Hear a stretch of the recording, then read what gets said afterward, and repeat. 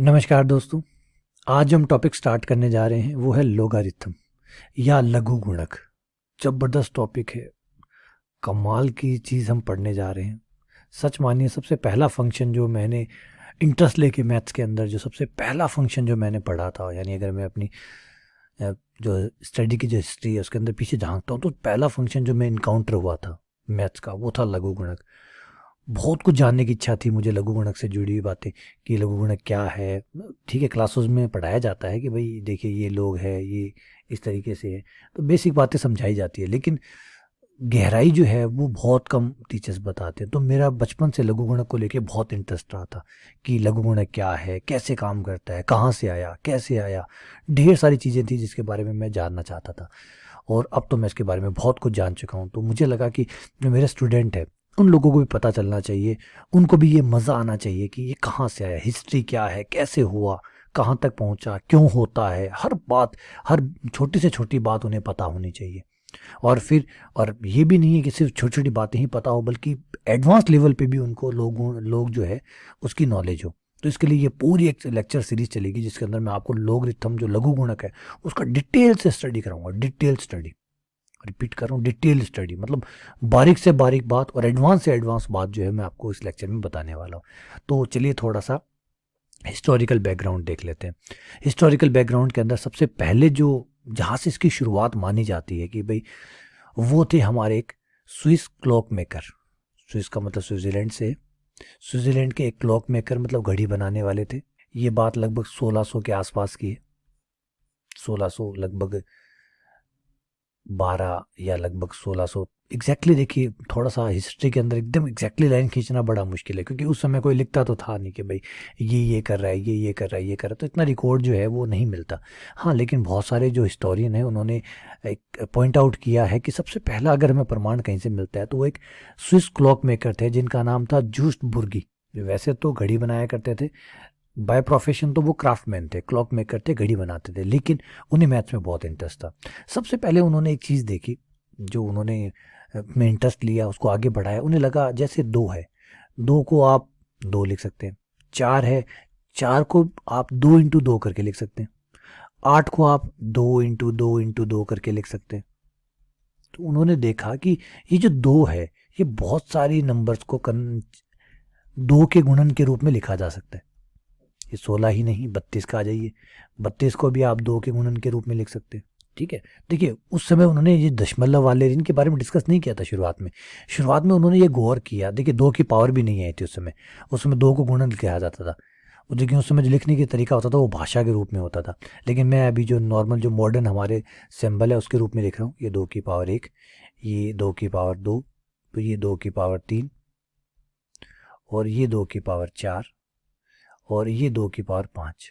ठीक है, अब एक जो कमाल की बात जो जॉस बुर्गी ने जो देखा समझा, उन्हें ये लगा कि अगर मान लीजिए, ध्यान दीजिए, अगर मान लीजिए आपको 16 × 32 करना हो, तो 16 × 32 करने के बजाय अगर 16 जो है वो आपको पता है कि दो की पावर चार है, और 32 जो है वो दो की पावर पाँच है, तो इनकी जो गुणा होगी वो एक्चुअली जोड़ बदल जाएगी, दो की पावर 9 होगी। अब दो की पावर जो भी नंबर होगा वो आ जाएगा।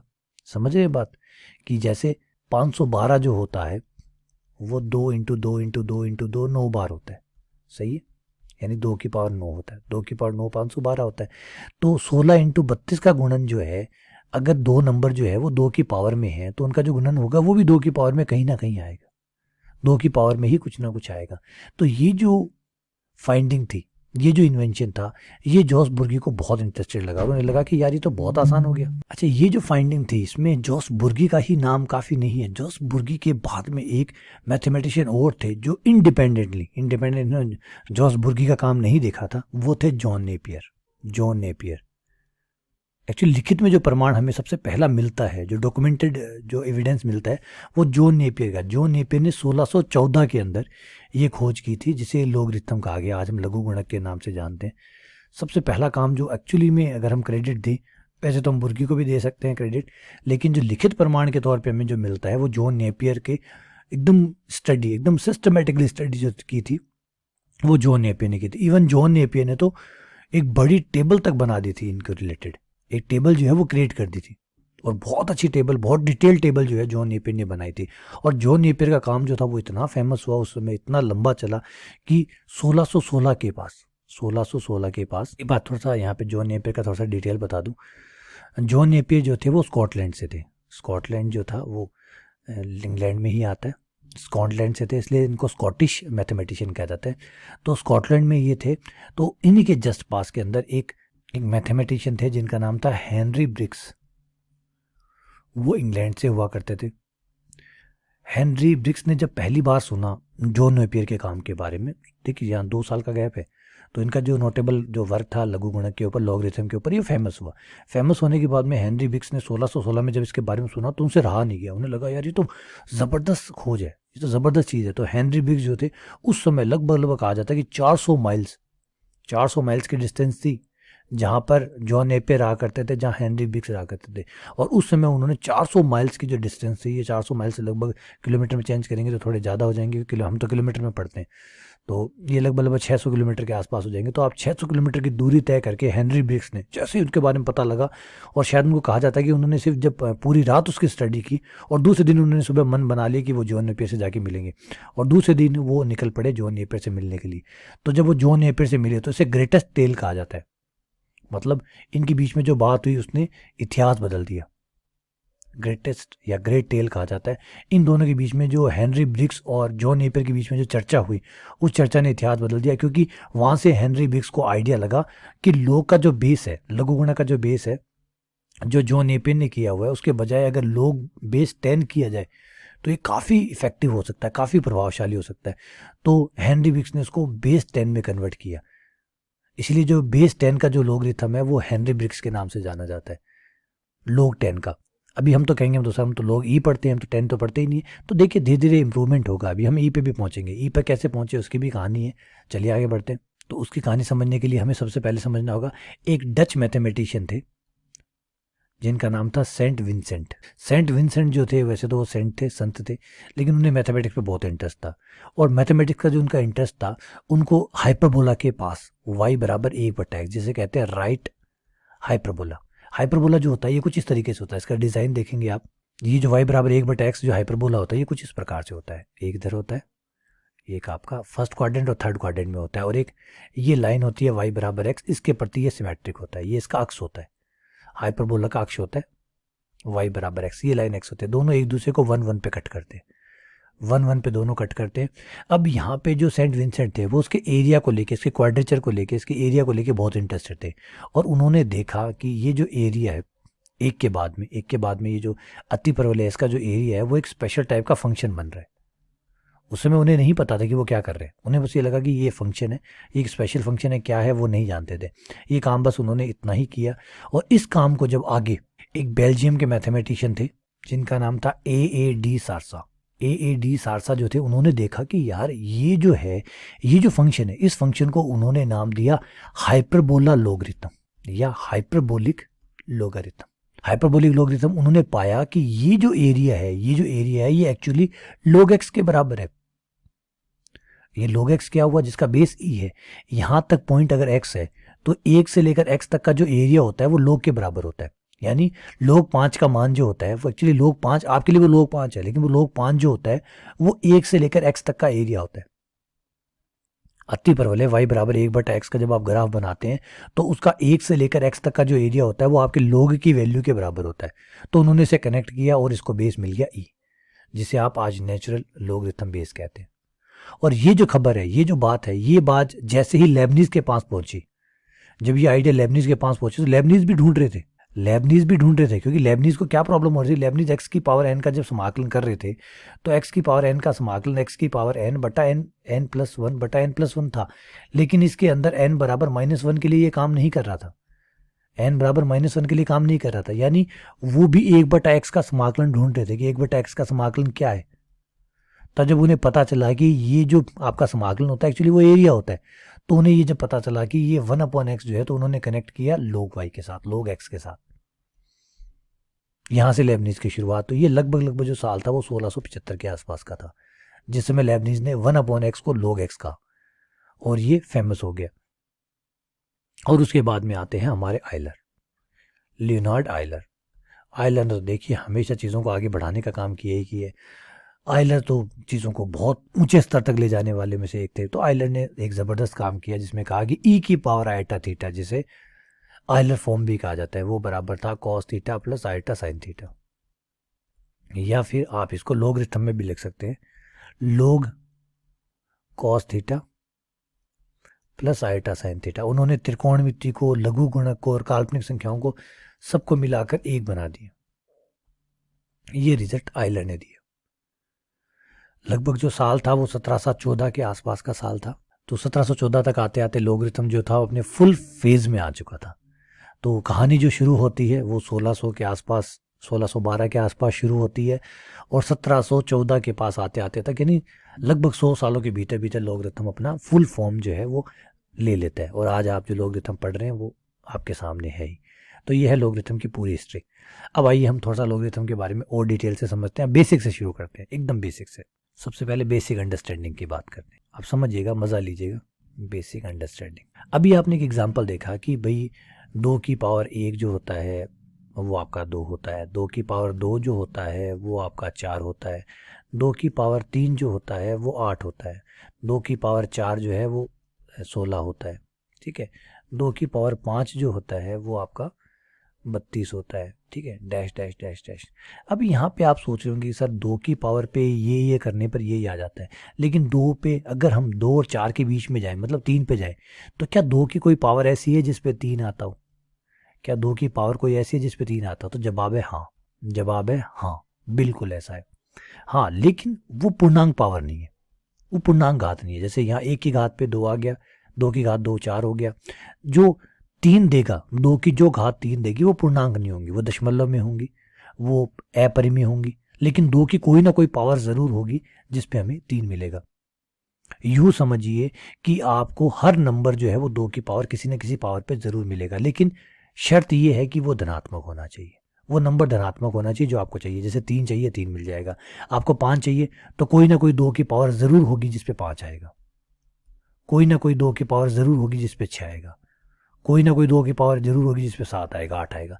अच्छा, 7 8 ही नहीं, अगर आप कहते हैं 5.1 तो कोई ना कोई 2 की पावर ज़रूर होगी जिस पे 5.1 आएगा। समझ रहे बात आपको? कोई भी धनात्मक संख्या, कोई भी धनात्मक संख्या आपको मिल जाएगी। अब आपको सर मुझे तो 0.5 चाहिए, 0.5 भी मिल जाएगा। 2 की पावर -1 करिए, 2 की पावर -1 करते ही 0.5 मिल जाएगा, क्योंकि 2 की पावर -1 यानी 1/2, 1/2 0 में 0.5 आ गया।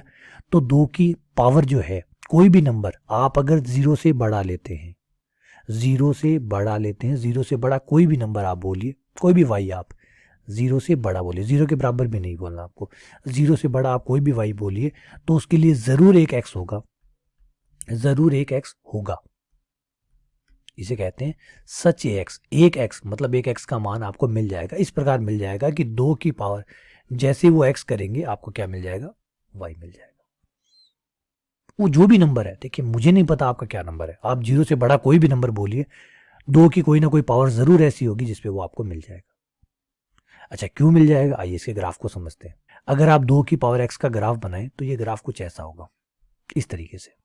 यहाँ पे ये कट करेंगे, यहाँ पे आपका साफ दिख रहा है कि x का मान 0 है, y का मान 1 है, तो ये है 0 1। और आप भी देख सकते हैं कि 2 की पावर x का जो ग्राफ होगा उसमें अगर आप 0 रखें तो 1 मिलेगा, 0 रखें तो 1 मिलेगा। सही है, ये यहाँ कट करेंगे। अब आप मुझे बताइए कि आपको क्या चाहिए, आपको कौन सी वैल्यू चाहिए? तो हर वैल्यू के लिए आपके पास ज़रूर, हर y के लिए एक x है, ये आपका x है इस लाइन में, इस लाइन में आपका y है। अब आप डिसाइड करिए कि आपको कौन सा y चाहिए। सपोज कीजिए आपने कहा मुझे ये चाहिए, ये y चाहिए, तो मैं इसको थोड़ा सा इस लाइन को आगे बढ़ाऊंगा तो इससे रिलेटेड कोई ना कोई x ज़रूर होगा। ये y चाहिए मतलब आपको 2 की पावर में ये चाहिए, आपको y निकालना है, y निकालना है तो आप ये पावर रखिए। और बोलिए कोई और, ट्राई करके देखिए। आपने कहा कि सर मुझे ये वाला चाहिए, ये वाला चाहिए, ठीक है, ये वाले के लिए ये x होगा। अच्छा, आपने कहा कि सर मुझे तो ये वाला y चाहिए, ये वाला y चाहिए, ये वाले y के लिए ये रहा x, इस y के लिए ये रहा x। तो क्या कोई ऐसा y है जिसके लिए x नहीं है? तो जवाब है नहीं। बोलिए, इस लाइन पे रहा, इस लाइन पे आप कोई भी y बताइए जिसके लिए x ना हो। और सिर्फ x नहीं होगा बल्कि इकलौता x होगा ये। और देखिए ये कमाल की बात हो रही है, आप जो भी जो भी y बोलेंगे उस हर y के लिए कोई ना कोई x होगा और वो भी इकलौता होगा। जैसे ये y है तो इस y के लिए ये x रहा।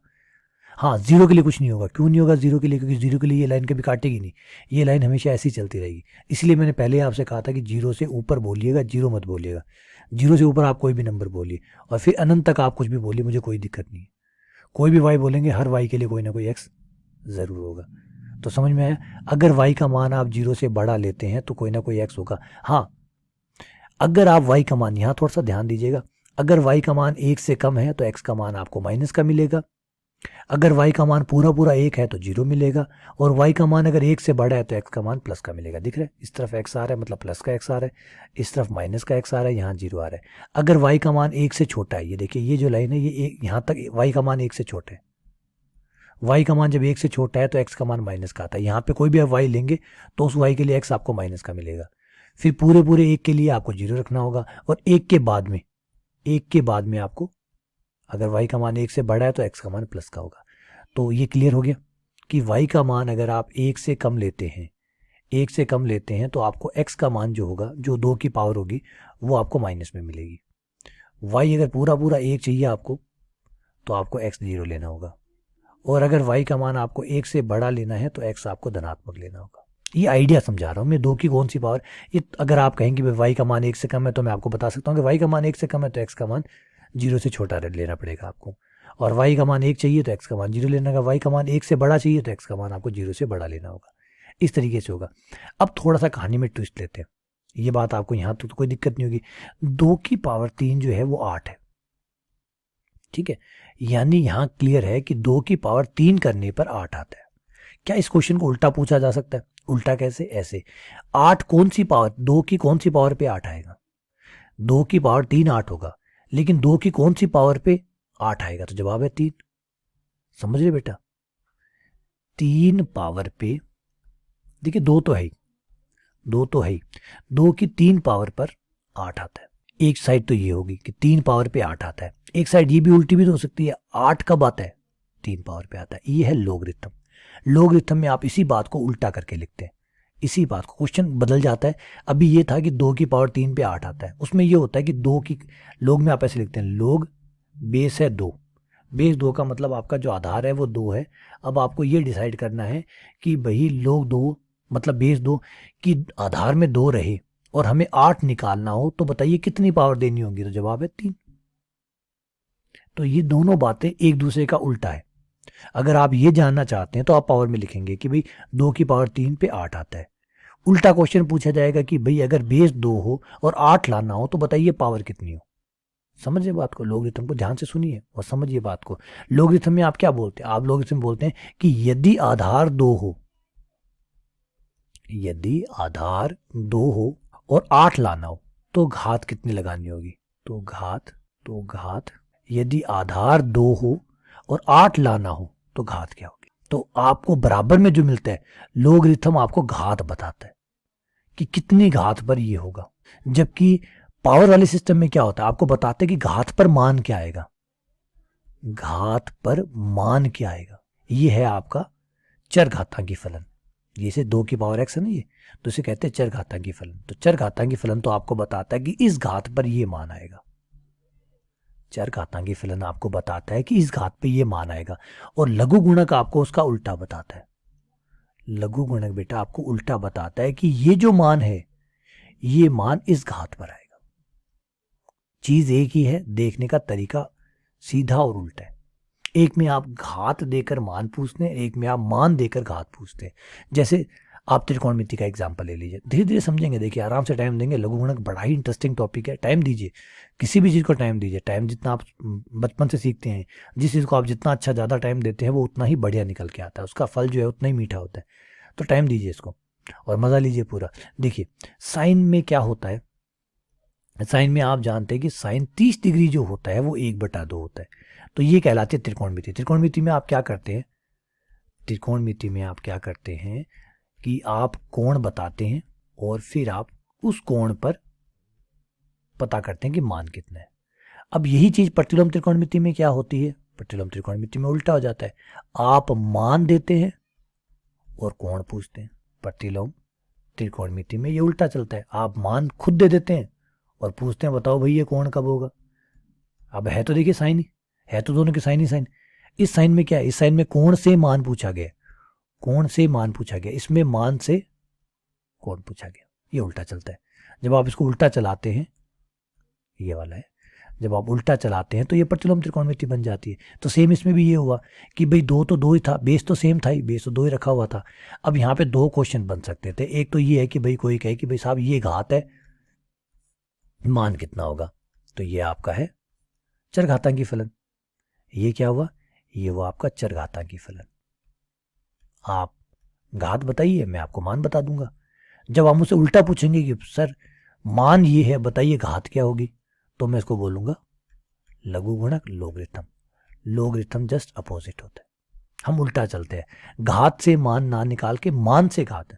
तो याद रखिएगा जब भी आपको, अब दोबारा एक छोटा सा एग्जांपल लेता हूँ, लोग बेस 3 और आपसे पूछिए 27, तो आपसे क्या पूछ रहा है, ये पूछ रहा है कि बताओ बेटा कि 3 की कौन सी घात पे 27 आएगा, 3 की कौन सी घात पर 27 आएगा। समझ रहे, ये आपसे क्या पूछ रहा है, ये आपसे घात पूछ रहा है, ये आपसे घात पूछ रहा है, यानी ये आपसे पूछ रहा है कि 3 की कौन सी पावर पे 27 आएगा, बताइए क्या जवाब है। तो आप कहेंगे 3 पे आएगा, तो आंसर कितना हुआ 3, क्योंकि 3 की पावर 3 27 होता है। तो समझे बात। लोग में क्या होता है, लोग में आपसे वो घात पूछता है।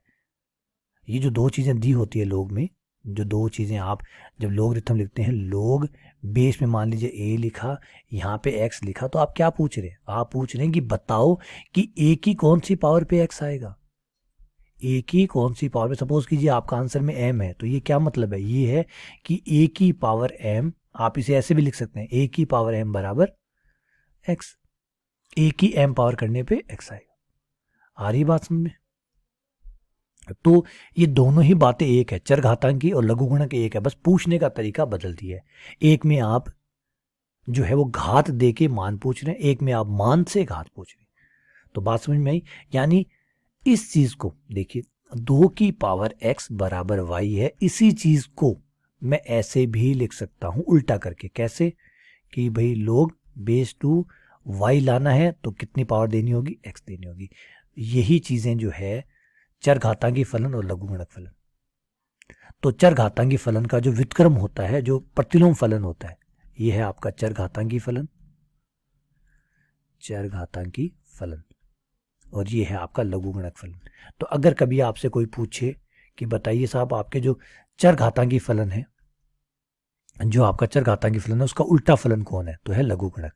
लघुगुणक का उल्टा फलन कौन है, चरघातांकी। तो ये एक दूसरे के उल्टे, एक दूसरे के व्युत्क्रम में। आई बात समझ में। चलिए थोड़ा सा इसके ग्राफ की बात और करते हैं। मैंने आपसे कहा था मैं आपको पूरा डिटेल में बताऊंगा, तो पूरा डिटेल में बताऊंगा, घबराइए मत, एकदम डिटेल में, कुछ भी नहीं छूटने दूंगा मैं आपसे। टाइम तो लगेगा लेकिन बातें सारी डिटेल की होगी। ये है आपका 2 की पावर x का ग्राफ, ठीक है।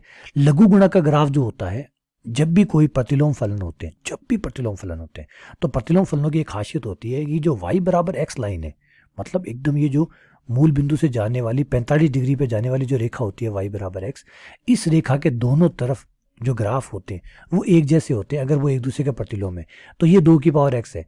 तो आप जो लोग बेस 2 वाला ग्राफ बनाएंगे वो जस्ट अपोजिट बनेगा, नीचे की तरफ ऐसे दिख रहा है आपको, बिल्कुल इस लाइन के प्रति एक जैसा लग रहा है। ऐसा लग रहा है ये जो लाइन है पिंक वाली, इसके लिए दर्पण का काम कर रहा है। ये ग्राफ कौन है, ये ग्राफ है जिसका बेस 2 है x। ये लोग है क्योंकि ये एक दूसरे के प्रतिलोम फलन है। चरघातांकी फलन का प्रतिलोम होता है लोग, और लोग का प्रतिलोम होता है चरघातांकी। अब ये इसका प्रतिलोम है, जब इसकी बारी आएगी तो ये इसका प्रतिलोम होगा। अब यहाँ पे देखिए, यहाँ समझिए कि यहाँ क्या हुआ था, यहाँ आपने जब x का मान 0 रखा था तो y का मान 1 आया था, 0 पे 1 आया था। यहाँ पे क्या होगा, उल्टा चलेगा, यहाँ 1 पर 0 आएगा, बिल्कुल जस्ट अपोजिट चलता है। तो ये है लघुगुणक की खासियत, यह है लघुगुणक का पार्ट। तो लघुगुणक क्या है, अब आपसे कोई पूछे लघुगुणक क्या है, तो लघुगुणक जो है वो चरघातांकी फलन का उल्टा फलन है। जैसे साइन इनवर्स है, साइन इनवर्स का कोई अस्तित्व नहीं है। जब तक साइन की बात नहीं करेंगे तो साइन इनवर्स का अस्तित्व नहीं होगा, क्योंकि साइन का उल्टा ही तो साइन इनवर्स है। अगर आप गुणा की बात कर रहे हैं, भाग की बात कर रहे हैं, तो भाग का अस्तित्व तब तक प्रकाश में नहीं आएगा जब तक आप गुणा की बात ना कर ले, क्योंकि गुणा का ही तो उल्टा भाग है। क्या किसी को बिना गुणा समझाए भाग समझा सकते हैं आप? किसी को बिना जोड़ समझाए क्या घटाना समझा सकते हैं? नहीं, क्योंकि जोड़ का उल्टा ही तो पहले आप जोड़ समझाते हैं। आप छोटी क्लासों में याद कीजिए, पहले आपको अंतर पढ़ाया गया था, मतलब बाकी पढ़ाई गई थी या जोड़ पढ़ाया गया था, भाग पढ़ाया गया था या गुणा पढ़ाया गया था। तो पहले आपको जोड़ पढ़ाया गया, फिर जोड़ को पढ़ाने के बाद में उसको उल्टा चलाया गया, गुणा पढ़ाया गया, फिर उल्टा चलाया गया, तो वो भाग बन गया। तो सेम वही बात है, पहले 2 की पावर x आता है, 2 की पावर x को जब आप उल्टा करते हैं तो लघु गुणक हो जाता है। क्वेश्चन में बस बदलाव करते हैं, फेर बदल करते हैं, उल्टा पूछते हैं, तो आपका लघु गुणक आ जाता है। आ रही बात समझने? तो आपका जो 2 की पावर x था, इसे समझिए, 2 की पावर x जो फलन था, चरघातांकी फलन, उस फलन में आप क्या करते थे कि आप x का मान कोई भी रख सकते हैं, माइनस अनंत से प्लस अनंत तक, और आपका आंसर जो आता था वो 0 से लेकर अनंत के बीच में आता था, है ना। देखिए इस फलन को देखिए, येलो वाले फलन को देखिए, आप माइनस अनंत से लेकर x का मान जो है वो माइनस अनंत से लेकर प्लस अनंत तक कुछ भी रख सकते हैं, ठीक है। और आपका जो आंसर आता था वो ऊपर आ रहा है, ऊपर आ रहा है मतलब 0 से ऊपर और अनंत तक जा रहा है। तो आपका जो फलन हुआ करता था 2 की पावर x, वो माइनस अनंत से लेकर प्लस अनंत तक उसका प्रांत होता था, और आपका जो परिसर होता था उसका वो 0 से लेकर अनंत तक होता था, 0 से लेकर अनंत तक उसका परिसर होता था। अब आपका लोग अगर इसका इन्वर्स फंक्शन है तो लोग में क्या होगा, अगर लोग बेस 2 x फंक्शन है तो वो उसका इन्वर्स होगा, इन्वर्स होगा तो जो उसका परिसर था वो इसका प्रांत होगा, इसका जो प्रांत होगा उसका परिसर होगा, तो वो चलेगा आपका 0 से लेकर अनंत से लेकर माइनस अनंत से, क्योंकि ये एक दूसरे के उल्टे आप देख सकते हैं। यहाँ पे देखिए ये लोग रहा, लोग जो है, लोग में जो x के मान हम रख सकते हैं वो यहाँ से लेकर 0 के बाद से लेकर अनंत तक, ये देखिए यही तो रख पा रहे हैं। हरा ग्राफ कहाँ का है, इतने हिस्से में, ये इतने हिस्से में, मतलब 0 से आगे अनंत तक ये ग्राफ है, 0 से अनंत के बीच में। और फलन का मान क्या क्या आ रहा है वो देखिए, फलन जो ये ग्रीन वाला ये ऊपर तक जाता रहेगा, नीचे तक जाता रहेगा, तो माइनस अनंत से लेकर प्लस अनंत तक। तो ये आपका इनका 2 की पावर x को समझिए, आप सिर्फ 2 की पावर x को समझिए, log 2 जो बेस 2x है वो आपको अपने आप समझ में आ जाएगा, उसका उल्टा ही तो वो है, तो उसको समझ लीजिए, वो अपने आप समझ में आ जाएगा। चलिए आगे बढ़ते हैं। अभी इसके बारे में बहुत कुछ है, देखिए अभी सारे नियम पढ़ेंगे, फॉर्मूले बनाएंगे, सब डिटेल में भी बनाने वाले हैं। अभी सबसे पहले इसकी उपयोगिता देखते हैं, एप्लीकेशन देखते हैं। उपयोगिता क्या है? उपयोगिता भाई इसकी जो है वो ये है कि जो उसको बेसिक जब बनाया गया था, जब जॉन नेपियर ने इसको बनाया था, जॉन नेपियर ने इतना नहीं सोचा था। देखिए जब आप बनाते हैं, आप सुई को बनाते हैं, जब पहली बार सुई बनाई गई हो तो हो सकता है कपड़े सिलने के लिए बनाई गई हो, लेकिन उन्हें नहीं पता था कि कभी ये लोगों की जान भी बचाएगी। यही सुई वाला जो कंसेप्ट है ये आगे जाके लोगों की जान बचाएगा, इससे हम लोगों का सर्जरी कर पाएंगे। सोचा होगा क्या? सोचिए कितना दूर तक, क्योंकि जब भी कोई चीज़ बनाते हैं तो इतना दूर तक आप भी नहीं जा पा सकते कि 1000 साल बाद वो चीज़ कैसे काम आएगी, कौन कैसे काम लेगा। जैसे इंटरनेट का एग्जांपल ले लीजिए, इंटरनेट जो है वर्ल्ड वार में सिर्फ एक मैसेज भेजने के लिए हुआ था, लेकिन उन्हें नहीं पता था, जो अमेरिकन फोर्सेस थी उन्हें नहीं पता था कि ये जो है आने वाले टाइम में पूरी दुनिया को बदल देगा। उन लोगों ने तो सिर्फ ये सोचा कि ये सिर्फ अभी समय के लिए है, कि हमें मैसेज भेजना है और हमें एक सुरक्षित तरीके से मैसेज भेजना है और कनेक्ट रहना है। तो उस हिसाब से उन्होंने अपने सिर्फ वॉर के लिए बनाया था, और वॉर के लिए बनाया गया टूल जो है वो इतना हो गया। सेम ऐसे डायनामाइट को ले लीजिए। तो ये जो आविष्कार है ये शुरुआत में इतने बड़े स्तर पे नहीं हुए थे, सिर्फ एक छोटे से आइडिया के साथ हुए थे, और बाद में लोगों ने इसको समझा, देखा, डिटेल में गए तो बहुत कुछ इसके और उपयोग भी निकल आए। तो फिलहाल जो शुरुआती उपयोग था लोग का, वो यही मान के चले थे कि यार गुणा जो है अगर आपको गुणा करनी है तो उसके बजाय आप जोड़ कर सकते हैं, क्योंकि जैसे मैंने आपको बता दिया कि 2 की पावर अगर 8 है, 2 की पावर 3 8 हो गया, 2 की पावर 5 32 हो गया। और अगर आप 8 और 32 को गुणा करना चाहते हैं तो इससे बेहतर ये है कि 8 32 को गुणा करने के बजाय आप जोड़ कर सकते हैं, क्योंकि 8 जो है वो 2 की पावर 3 है और 32 जो है वो 2 की पावर 5 है। तो ये सीधा सीधा है कि 2 की पावर 8 आंसर आएगा। तो देखिए एक तो हम इनके गुणा करते, एक हमने सिर्फ पावर में लिख के इनको सीधा जोड़ लिया। तो लोग ने यही काम कर दिया, ऐसे ही भाग को काम आसान कर दिया कि मान लीजिए आपके पास 1024 है और 1024 के अंदर आप 32 का भाग देते हैं, तो मैं पूछूं कितना आएगा, तो सीधा सीधा है कि 1024 जो है वो 2 की पावर 10 होता है, 32 जो होता है वो 2 की पावर 5 होता है। तो ये घट जाएंगे, 2 की पावर 10 माइनस 5 घट गया, ये 2 की पावर 5 आ जाएगा। ये आपका काम हो गया।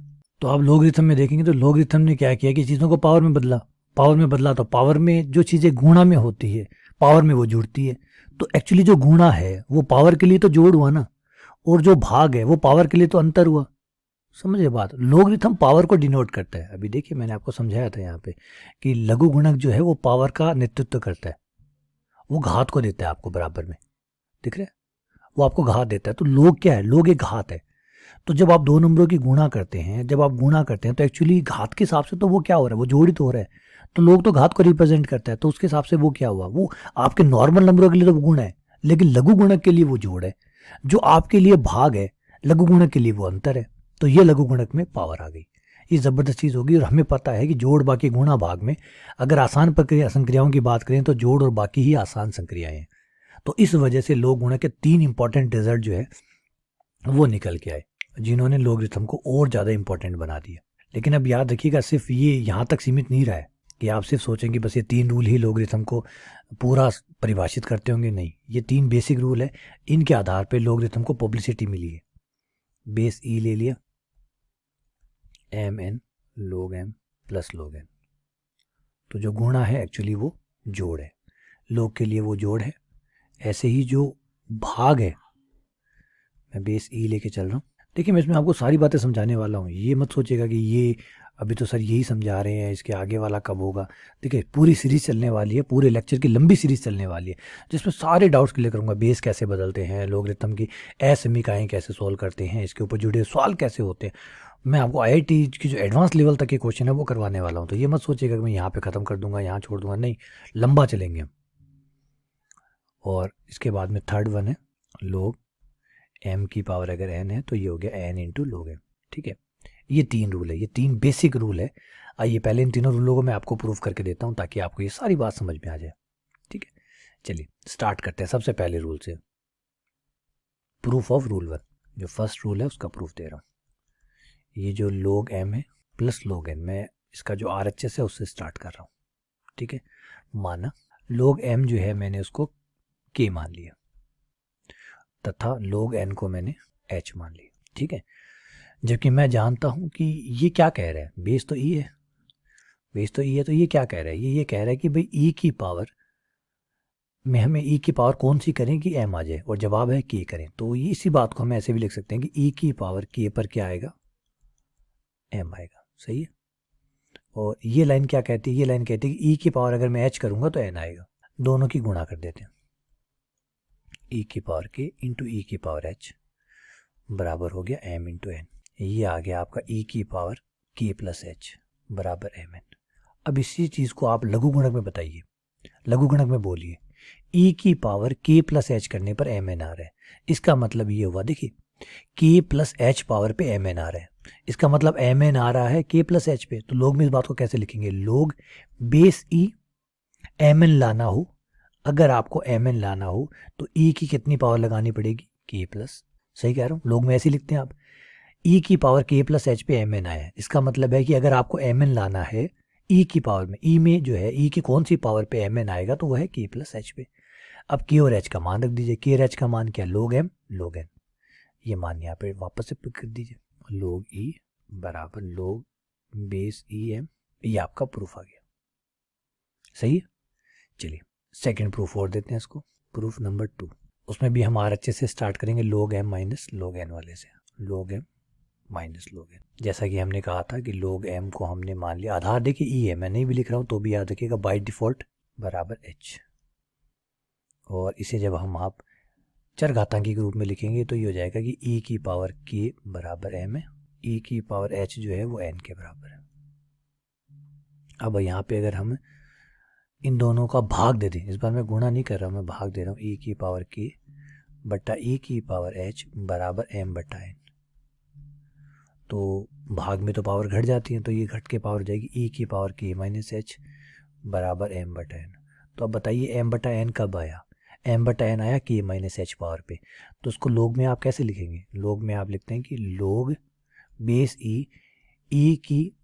e की कौन सी पावर पे m बटा n आएगा, तो जवाब है k माइनस h पे आएगा, k माइनस h पे आएगा। अब k माइनस h की जगह वापस अपना मान रख लीजिए, log k जो है वो है log m, h जो है वो है आपका log n। ये लीजिए, ये आपका फॉर्मूला बन। अब देखिए proof number 3, third proof. Third में हमें क्या करना है कि log बेस तो e है, ये अगर m की पावर n हो तो ये बराबर होता है n log em, है ना। तो इसको प्रूफ करने के लिए हम यहाँ से मान लेते हैं, माना ये k के बराबर है, base e m to the power n बराबर k। ठीक है, log की परिभाषा के अनुसार m की पावर n बराबर हुआ e की पावर k, क्योंकि कहता तो यही है ना कि ई की पावर के करने पर ही आ जाएगा। अब आप एन जो पावर है उसको उधर भेज दीजिए, तो ये हो जाएगा ए की पावर के बटा एन, हो गया। अब इसी चीज़ को आप लॉग में लिखिए। लॉग में क्या है, ई की पावर के बटा एन करने पर एम आ रहा है। इसका मतलब है कि ये कह रहा है कि अगर आपको एम चाहिए तो ई की कितनी पावर करनी पड़ेगी, के बटा एन करनी पड़ेगी।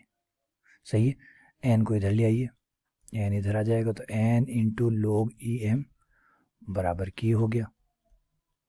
एन को इधर ले आए, गुणा करके वज्र गुणा कर दिया। के का मान आप वापस रख दीजिए, के का मान है आपका एन लॉग ई एम बराबर के का मान एम की पावर एन। ये लीजिए थर्ड प्रूफ आ गया। तो इस तरीके से हमारा 1 2 3 प्रूफ आ गए। चलिए आगे बढ़ते हैं। उसके अलावा कुछ चीज़ें, कुछ बेसिक जो चीज़ें हैं उनके बारे में बात करते हैं।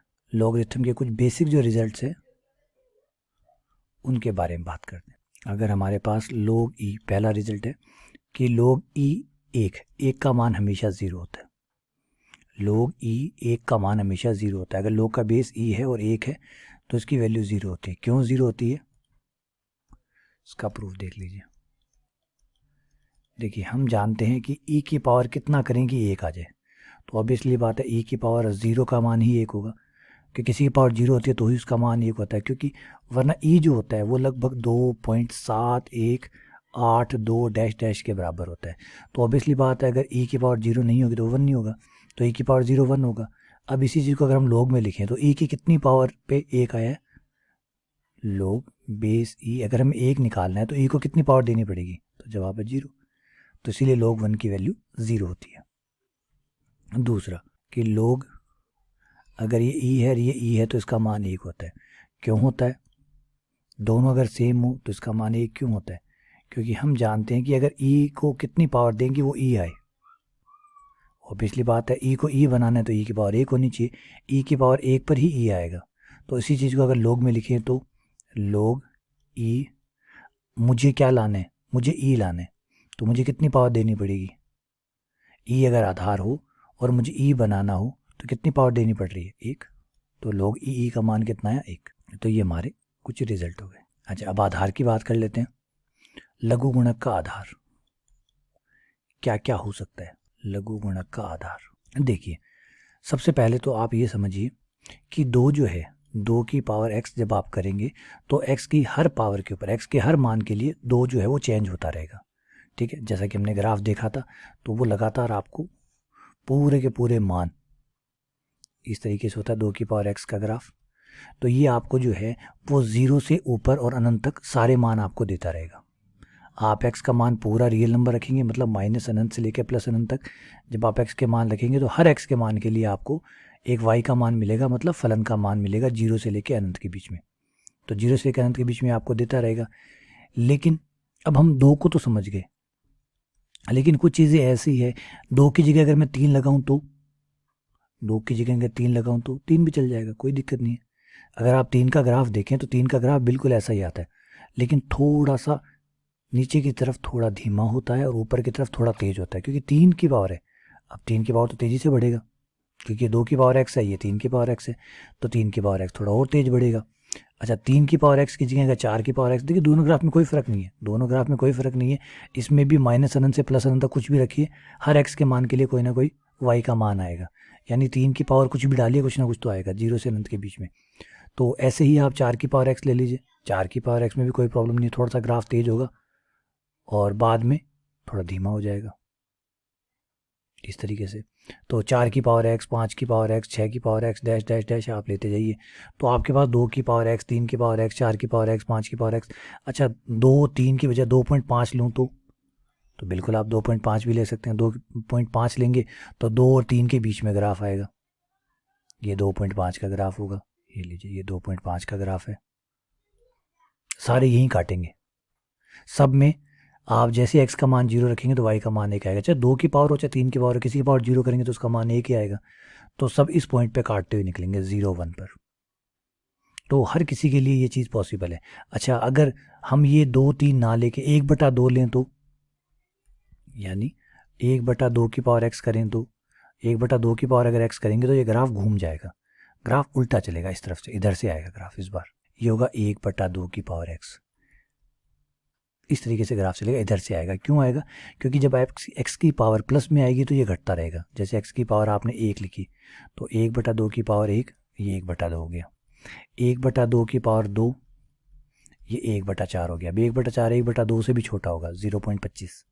फिर 1/2 की पावर 3 करने पर ये और कम हो जाएगा, क्योंकि 1/8 हो जाएगा, 1/8 और भी कम आएगा, 0.125। तो जैसे जैसे x की पावर बढ़ती रहे, x का मान बढ़ता रहेगा, ये घटता रहेगा। लेकिन जब आप माइनस में पावर रखेंगे तो ये बढ़ेगा, क्योंकि 1/2 की पावर अगर आप -1 करते हैं तो -1 करते ही 2 पलट के ऊपर आ गया, 2 की पावर +1 हो गया, ये 2 हो गया।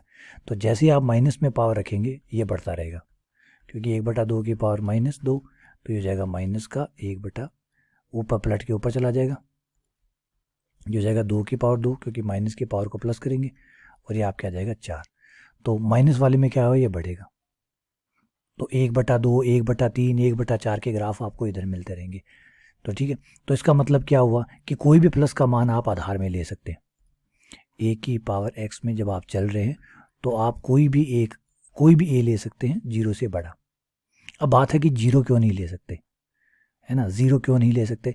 क्योंकि 0 इसलिए नहीं ले सकते, 0 की पावर आप कुछ भी कीजिए, 0 की पावर अगर प्लस की कुछ भी करेंगे तो 0 ही आएगा, for all x greater than 0।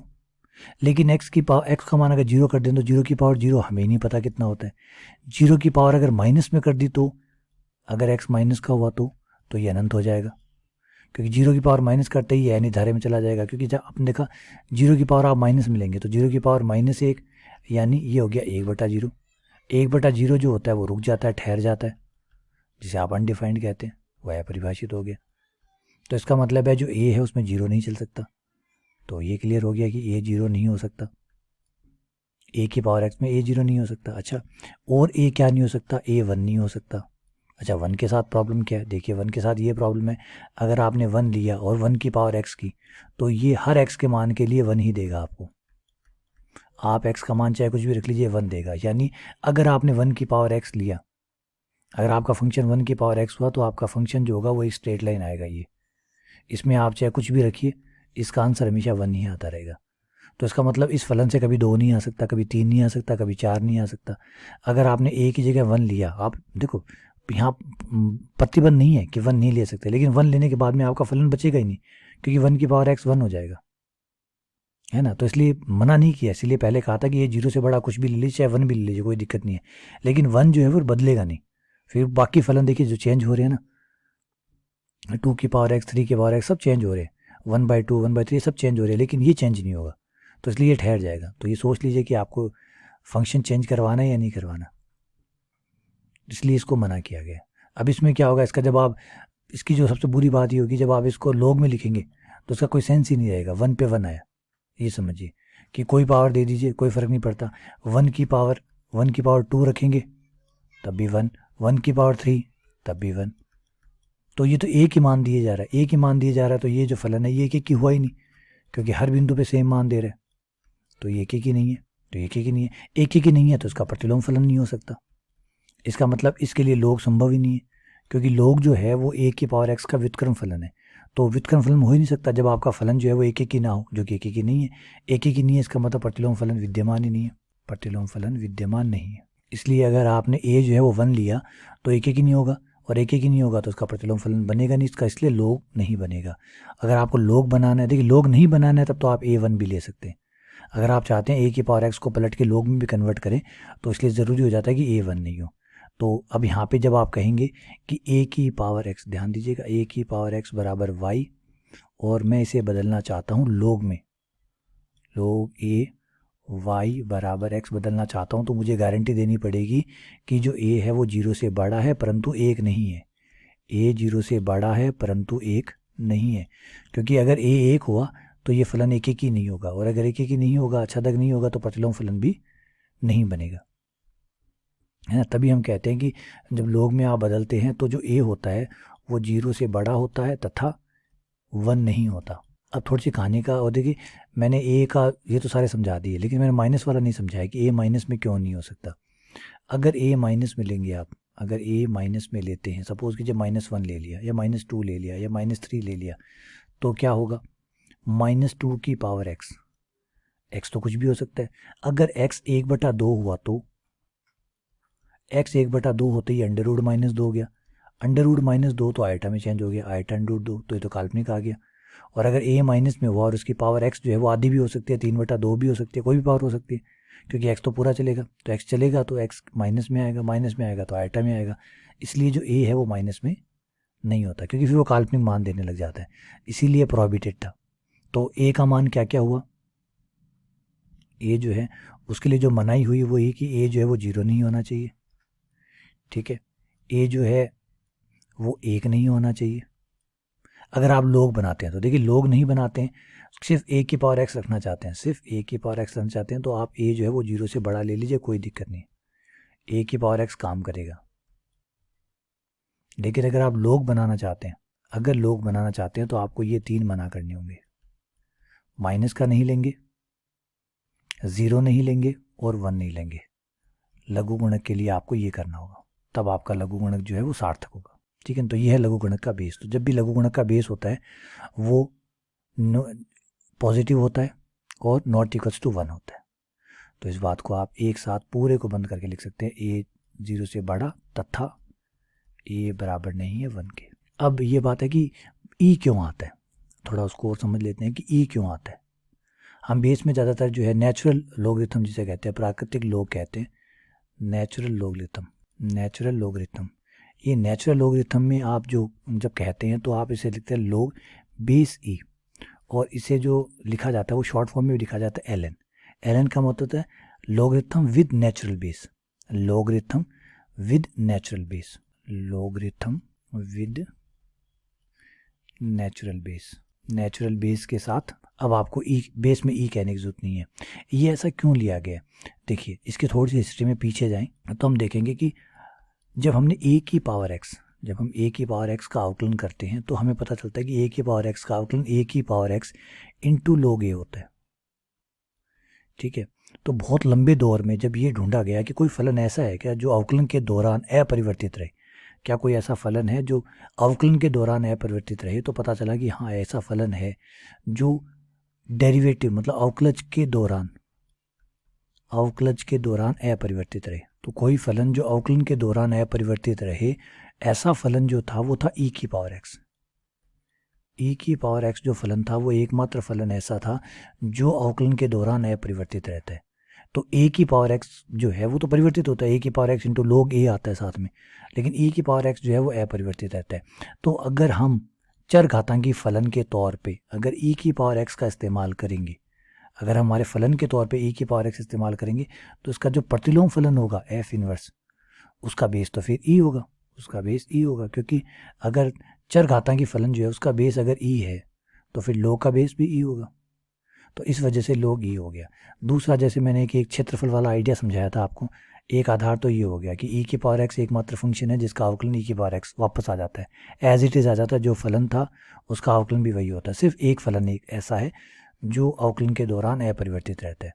तो इस वजह से हमने बेस ए को जो है वो ई के तौर पे इस्तेमाल किया, तो फिर इसका जो प्रतिलोम फलन होगा वो log में होगा, तो उसका बेस अगर इसका बेस ई है तो उसका बेस भी ई होगा, तो इसलिए ई जो है वो रनिंग में आ गया, मतलब कंटिन्यूटी में आ गया।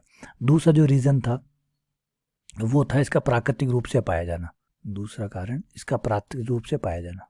जैसे मैंने आपको समझाया था पहले कि अगर आप अतिपरवलय बनाते हैं y बराबर 1/x, ये जो अतिपरवलय है ये जो बनाते हैं तो इसकी शेप कुछ ऐसी होती है, और एक लाइन y बराबर x अगर हम ड्रॉ करें तो ये y बराबर x जो रेखा है, ये रेखा इसे जहाँ भी कट करती है जिस पॉइंट पर, वो होता है 1 1, और उससे अगर हम इसका क्षेत्रफल निकालें किसी भी पॉइंट x तक, किसी भी पॉइंट x तक 1 से लेकर x तक अगर हम इसका एरिया निकालें तो ये एरिया log x के बराबर होता है, लेकिन बेस उसका ई होता है, बेस ई के। तो इसका मतलब है ये प्राकृतिक रूप से पाया जाता है ना। ये देखिए अतिपरवलय जो होता है वो तो शेप बहुत सी जगह में बहुत सी आकृतियों में अतिपरवलय की शेप पाई जाती है, तो उस अतिपरवलय का जो क्षेत्रफल होता है वो log x के तौर पे होता है और उसका बेस ई होता है।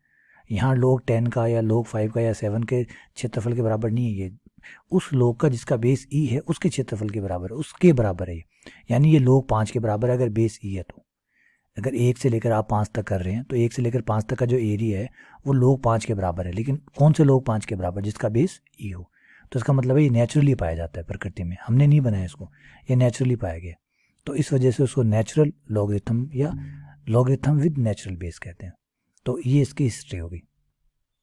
तो चलिए, उम्मीद करता हूँ कि जो बेसिक बातें हैं ये तो अभी आप तक समझ में आ गई होगी, और भी से जुड़ी हुई जो बेसिक चीज़ें हैं वो अगले लेक्चर में क्लियर करेंगे। अभी ढेर सारी चीज़ें हैं जो लॉगरिथम से जुड़ी हुई है, वो सारी 1 बाय 1, क्योंकि लेक्चर लंबा हो गया है तो उसको यहाँ पे विराम देते हैं। बाकी और भी इसके अंदर बहुत सारी डिटेल है जो छुपी हुई है, वो अगले वाले लेक्चर में हम देखेंगे। ठीक है, चलिए, बहुत बहुत धन्यवाद, शुक्रिया।